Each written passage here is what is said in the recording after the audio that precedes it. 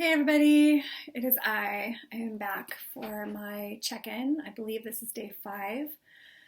And interesting fact, fun fact, I think I'm rapid cycling. I know that probably sounds bad considering that I think we use that in, to define like bipolar disorder. And so I'm not saying that I'm bipolar and I'm rapid cycling with my mood going up and down. Although my mood is going a bit up and down, but it's more of a overall wave to window cycling.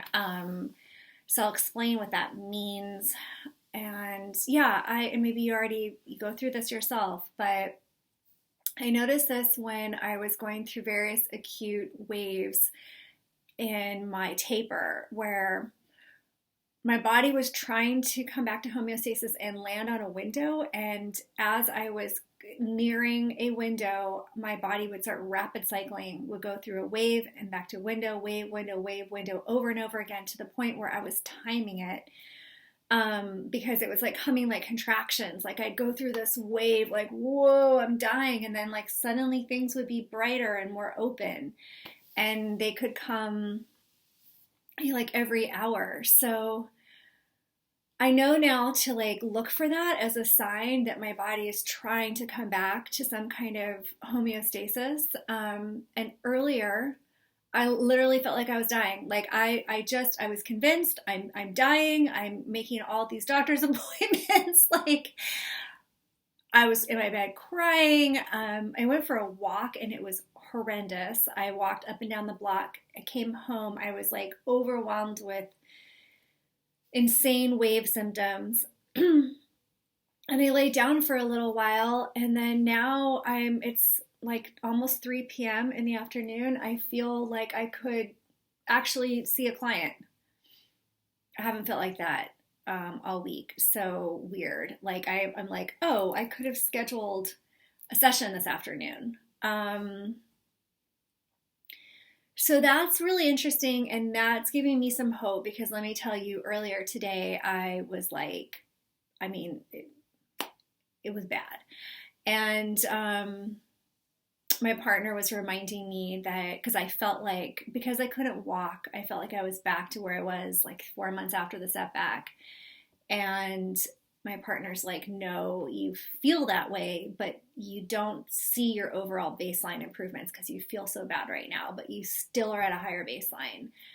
So I couldn't feel that 2 hours ago, but I do feel my higher baseline now. And I feel like I have to be really gentle. So this is always the thing, you get a little window and then you're just like off to the races, because so much has been denied for so long. It's bad. It's a trap. It's a trap. Don't fall for it.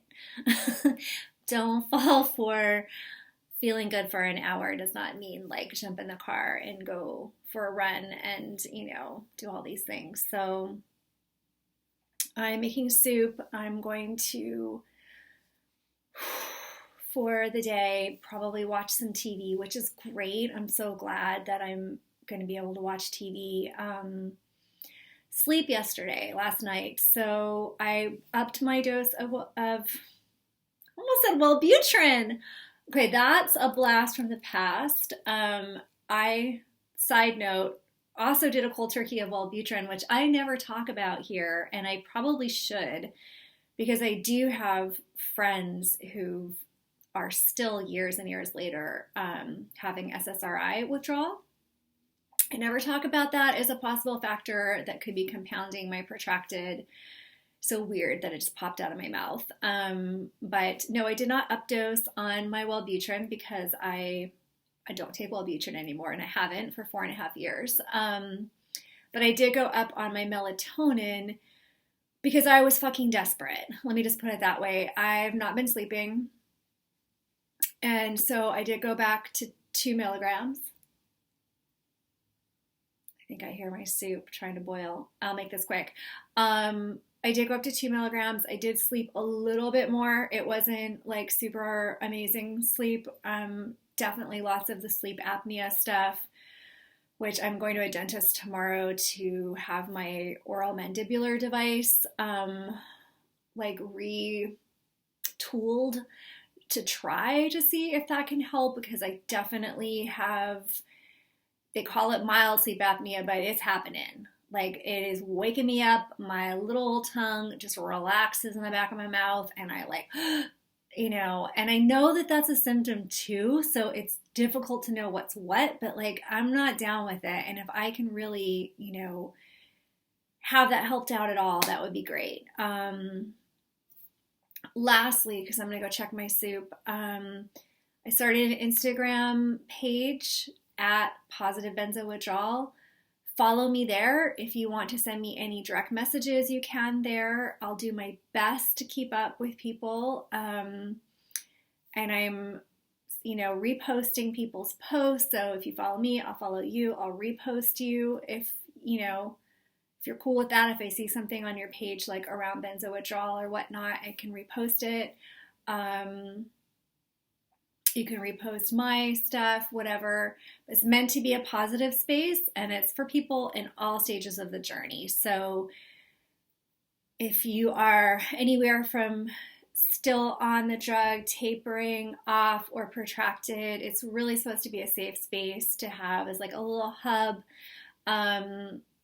We can interact with each other there, and I don't know how much I'll be able to keep up with it when I'm feeling better, because sometimes I, go to get into a window and suddenly I'm like, I just want to talk to my non-withdrawal friends, or I want to just spend all the time with my partner, like laughing and watching What They Do in the Shadows, which is my favorite TV show.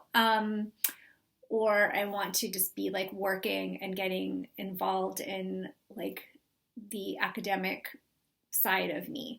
So, but I really do want to make sure that I am being